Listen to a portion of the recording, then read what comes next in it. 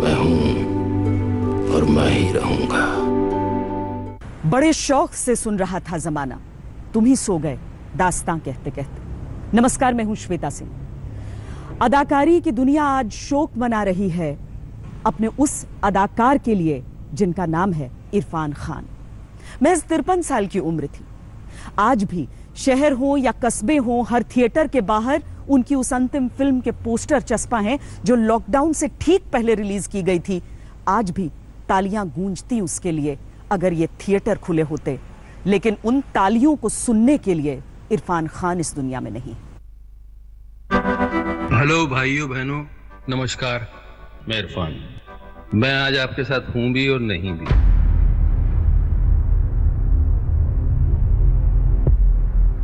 यही तो जिंदगी है, होकर भी नहीं होती, नहीं होकर भी होती है।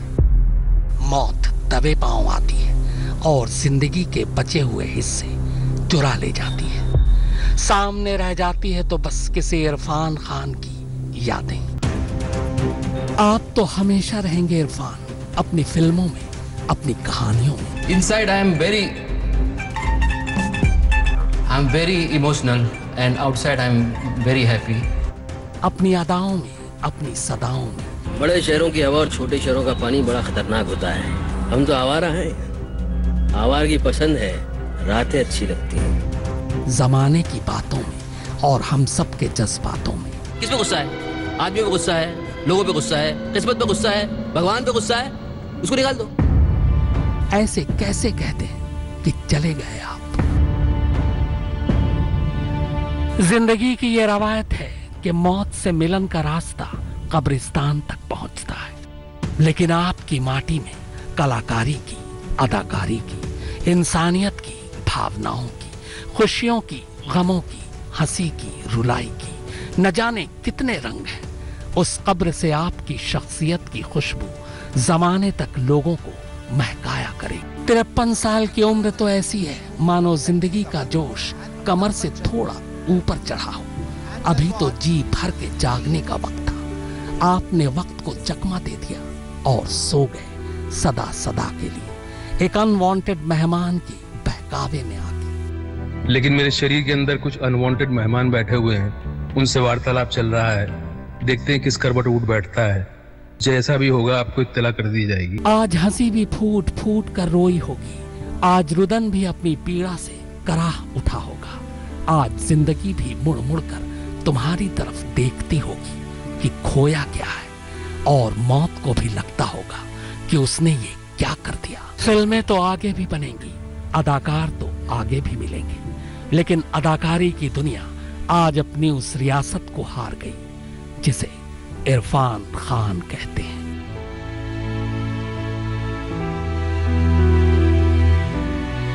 मैं आज आपके साथ हूं भी और नहीं भी।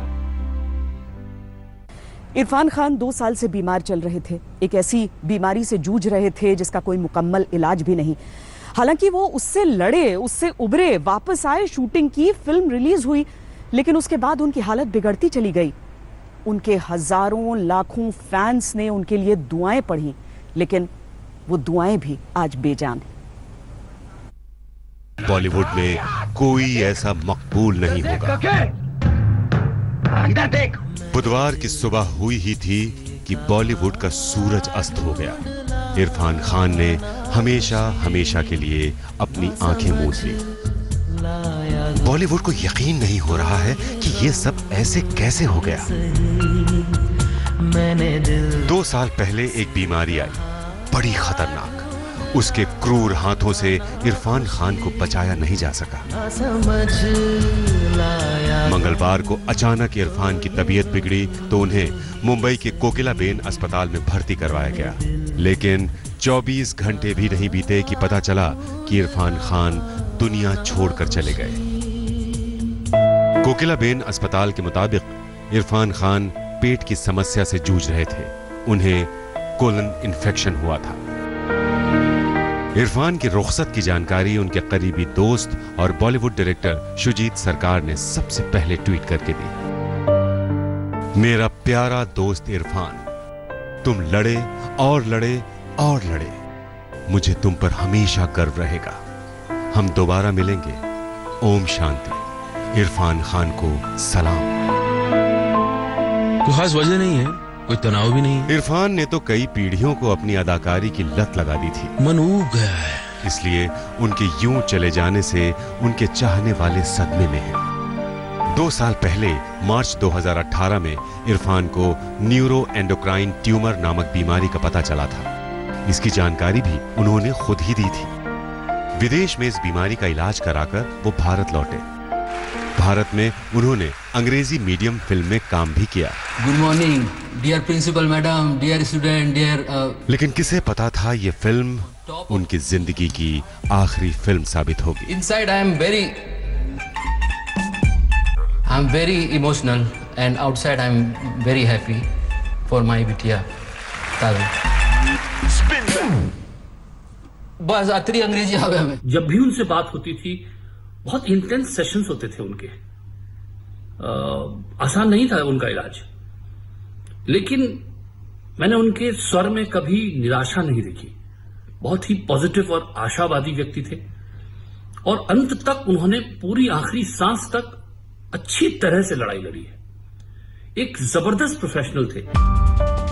इरफान खान को न्यूरो एंडोक्राइन ट्यूमर नाम का कैंसर था, जिसके कारण पिछले दिनों इन्फेक्शन हुआ।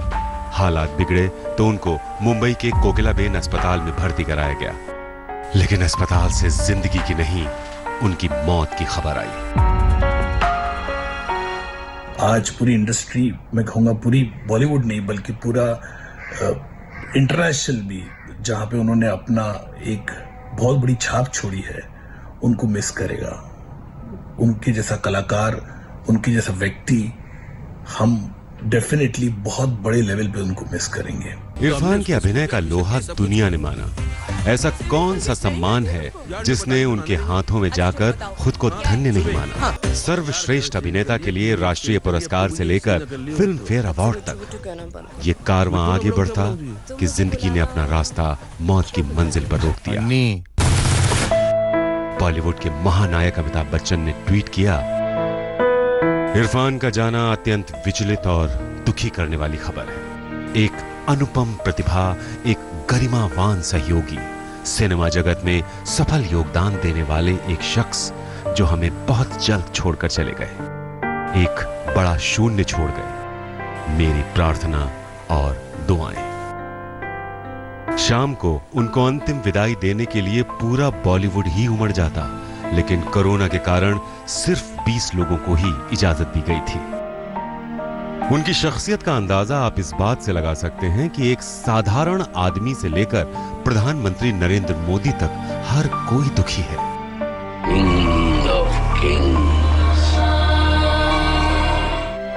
इरफान खान के निधन से सिनेमा और थिएटर को बड़ा नुकसान हुआ है। विभिन्न माध्यमों में उन्हें उनके बेहतरीन भूमिकाओं के लिए याद किया जाएगा। मेरी संवेदनाएं उनके परिवार, दोस्त और प्रशंसकों के लिए हैं। भगवान उनकी आत्मा को शांति प्रदान करे। कांग्रेस के पूर्व अध्यक्ष राहुल गांधी से लेकर अरविंद केजरीवाल तक सियासी गलियारा आज गमों के शून्य में है, क्योंकि इरफान खान का जाना एक आदमी का जाना भर नहीं है, वो एक सपने का बिखर जाना है जो अपने अभिनय से नई जिंदगी की आशा दिलाता था। आज तक ब्यूरो। मार्च 2018 में इरफान खान को कैंसर हुआ था। इलाज के लिए उन्होंने पूरी दुनिया नाप दी। ऐसा कुछ नहीं था, कोई जतन नहीं था जो उन्होंने नहीं किया, लेकिन ऐसा लगा कि बुधवार की सुबह उनके हौसले ने भी हथियार डाल दिए। वो हम सब के बीच नहीं रहे। मुद्दतों बाद बॉलीवुड ने पाया था अपना सा कोई। लड़कियां काहे छिटकती हमसे? कुछ तो उनको बुरा लगता होगा हमें। वो जो हर किसी को मुरीद बना लेता था। मैं इलेक्शन जीतूंगा तो कभी हंसाता था, कभी गुदगुदाता था। एक इरफान के अनेक रंग थे, बड़े और छोटे पर्दे पर। वो हर फन के उस्ताद थे।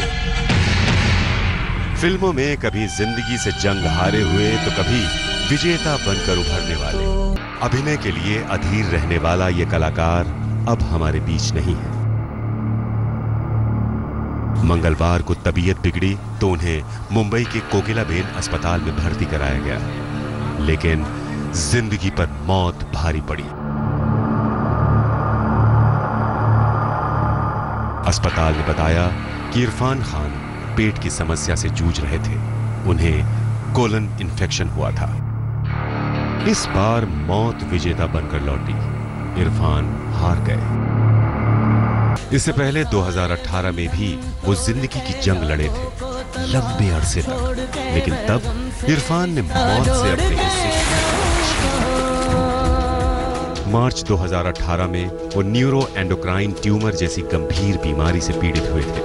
तभी रुपहले पर्दे के इस मकबूल ने ट्वीट किया था, मुझे अंदाजा भी नहीं था दुर्लभ किरदारों की तलाश करते करते मैं खुद किसी दुर्लभ बीमारी का शिकार हो जाऊंगा। 2018 में ही लंदन के अस्पताल में इलाज शुरू हो चुका था। तब इस अपरिचित बीमारी से बेहद डर गए थे इरफान। तभी बताया था कि इस दुनिया में अनिश्चितता ही निश्चित है। फैंस को भी उम्मीद नहीं थी कि उनका अजीज एक्टर लंदन के अस्पताल में बेड पर पड़ा होगा। लंदन में इलाज के दौरान ही एक बार उन्होंने लिखा था, जब मैं पहली बार दर्द के साथ अस्पताल में गया तो मुझे लंबे वक्त तक एहसास तक नहीं हुआ कि मेरे बचपन का सपना लॉर्ड स्टेडियम मेरे अस्पताल के पास ही बना। जब मैं अस्पताल की बैल्कनी पर खड़ा होता था तो एक तरफ स्टेडियम में लगी क्रिकेटर विवियन रिचर्ड्स की मुस्कुराती तस्वीर देखता था, एक तरफ मेरा अस्पताल था, दूसरी तरफ स्टेडियम। इस बीच एक सड़क थी जो मुझे जिंदगी और मौत के बीच के रास्ते जैसी लग रही थी। इन मेरे शरीर के अंदर कुछ अनवांटेड मेहमान बैठे हुए हैं, उनसे वार्तालाप चल रहा है। देखते हैं किस करवट उठ बैठता है। जैसा भी होगा आपको इत्तला कर दी जाएगी। लेकिन क्या पता था कि वो बेरहम मनहूस वक्त महज 2 साल बाद ही आ जाएगा। एक बार इरफान ने कहा था, मैंने कभी उम्मीद का दामन नहीं छोड़ा, हमेशा अपनी पसंद के लिए संघर्ष किया। इसी तरह इस बीमारी से भी लड़ूंगा।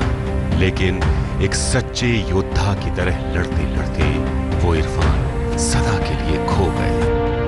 आज तक ब्यूरो। फिल्मी पर्दे पर इरफान के किरदार के हजारों रंग दिखते हैं। उनकी जिंदगी में भी कई रंग थे। वो अपनी माँ के बहुत करीब थे। अब त्रासदी देखिए कि चंद दिनों पहले ही उनकी माँ भी गुजर गई। लेकिन एनएसडी के दिनों में जिन सुतापा सिकदर का हाथ उन्होंने पकड़ा था, वो मरते दम तक उनके साथ साथ रही।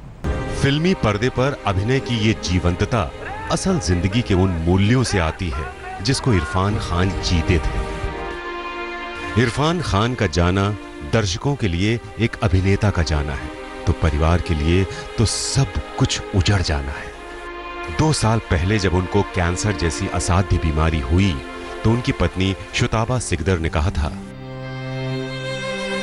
मेरे सबसे अच्छे दोस्त और साथी एक योद्धा हैं और वह पूरे सम्मान के साथ हर बाधा, हर मुश्किल का सामना कर रहे हैं। मैं अल्लाह का शुक्रिया अदा करती हूँ कि उसने मुझे भी एक योद्धा बनाया है। मैं इस समय इस युद्ध के मैदान के लिए रणनीतियाँ बनाने पर ध्यान दे रही हूँ। ये कभी भी आसान नहीं था और आसान होगा भी नहीं, लेकिन दुनिया भर से आती दुआएं मुझे जीत का आसरा दिला रही हैं। लेकिन जिंदगी के कुरुक्षेत्र में कभी जीत तो कभी हार मिलती है। इरफान खान जिंदगी का दांव तो हार गए, लेकिन इस जंग में जिन संघर्षों से वो गुजरे, उनको सादर प्रणाम किए बिना कोई गुजर नहीं सकता। 2018 में बीमारी के बाद उनका खुला पत्र उनकी उस जद्दोजहद को दिखाता है। अभी तक अपने सफर में मैं तेज मंद गति से चलता जा रहा था। मेरे साथ मेरी योजनाएं, आकांक्षाएं, सपने और मंजिलें थीं। मैं इनमें डूबा हुआ बढ़ा जा रहा था कि अचानक टीसी ने पीठ पर थपथपाया और कहा, आपका स्टेशन आ रहा है, प्लीज उतर जाएं। मेरी समझ में नहीं आया। मैंने कहा, मेरा स्टेशन अभी नहीं आया है। जवाब मिला, अगले किसी भी स्टॉप पर उतरना होगा, आपका गंतव्य आ गया। अचानक एहसास हुआ कि आप किसी कॉर्क की तरह अनजान समुद्र में अनजानी लहरों पर बह रहे हैं, लहरों को काबू करने की गलतफहमी लिए। इस डर में घबराकर मैं अपने बेटे से कहता हूं कि मैं डर और बदहवासी की हालत में नहीं जीना चाहता। मुझे किसी भी सूरत में मेरे पैर चाहिए जिन पर खड़ा होकर मैं जी पाऊं। मैं खड़ा होना चाहता हूं। खड़े होने की मशक्कत में इरफान का परिवार साथ खड़ा रहा। अपने संघर्ष के दिनों में जब Irfan national school of drama में थे, तभी शुतापा सिकदर से उनकी मुलाकात हुई। इरफान एक्टर बनना चाहते थे तो शुतापा स्क्रीन प्ले और स्टोरी राइटिंग की दुनिया में पहचान बनाना चाहती थी। लेकिन सपनों की दुनिया उनकी हकीकत को मधुरी बनाती चली गई। फिल्मों में आना तो उसी का विस्तार था। When I thought of becoming an actor, मेरे दिमाग में सिर्फ एक ही चीज थी, कि यार अटेंशन मिलेगा और लड़कियों का ध्यान अपनी तरफ आएगा।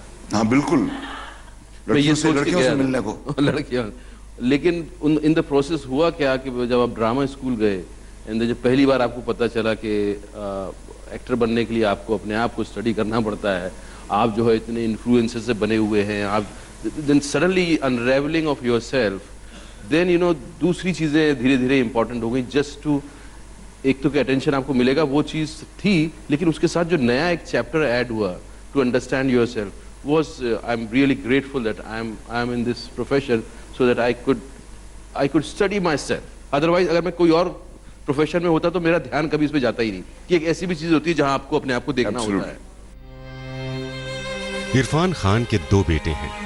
एक तरफ बेटों के लिए प्यार, दूसरी तरफ फिल्मों के लिए अंतहीन जुनून, और तीसरी तरफ माँ। इरफान के बारे में कहा जाता है कि वो अपनी माँ सईदा बेगम को बेइंतहा प्यार करते थे। जब भी माँ बेटे के रिश्तों की बात आती थी तो इरफान अक्सर मुनव्वर राणा का वो शेर पढ़ा करते थे कि जब भी कश्ती मेरी सैलाब में आ जाती है, माँ दुआ करती हुई ख्वाब में आ जाती है। My mother had a problem, so I told her that I'll come back and I'll become, please आप ये मत समझो मैं नाच गाना करूंगा, मैं कुछ बड़ा काम करूंगा वहां जाके। अब उनका क्या बड़ा काम करेगा। एक दिन मीरा नायर को डांटने चली गई थी वो नेम सेक देख के। मैं ले गया उनको प्रीमियर में, एवरीबडी वाज देयर, सारा इंडस्ट्री आया हुआ है एंड शी वाज देयर। पूरा फिल्म देखी, मुझे लगा कि आप इनको बहुत मजा आएगा, इनको अच्छा लगेगा। एंड बाहर निकली, मैंने क्या लगा, तेरी डायरेक्टर का है। मैंने वो उधर होंगी वहाँ, मिला मुझे उससे। मैंने क्या कहना है, अरे उस कमबख्त वो मेरे बच्चा मिला था मारने के लिए। उस माँ के लिए कितना मुश्किल रहा होगा जब बेटे की असाध्य बीमारी का पता चला होगा। लेकिन 4 दिन पहले खराब तबीयत के कारण उनका इंतकाल हो गया। उससे पहले अपनी दुआओं में वो यही चाहती थी कि उनका बेटा ठीक हो जाए। लेकिन 4 दिन बाद ही बेटा वहीं चला गया जहां उसकी मां है। आज तक ब्यूरो। इरफान खान को उनके सारे चाहने वाले आज श्रद्धांजलि दे रहे हैं। अभी के लिए इतना ही। देश और दुनिया की बाकी खबरों के लिए आप देखते रहिए आज तक। मैं था, मैं हूं और मैं ही रहूंगा। नमस्कार, मैं हूं अंजना ओम कश्यप। हमें उम्मीद है ये वीडियो आपको पसंद आया होगा। लेटेस्ट खबरों के लिए यूं ही देखते रहिए आज तक, और इस वीडियो के पसंद आने पर लाइक, शेयर एंड सब्सक्राइब करना ना भूलें।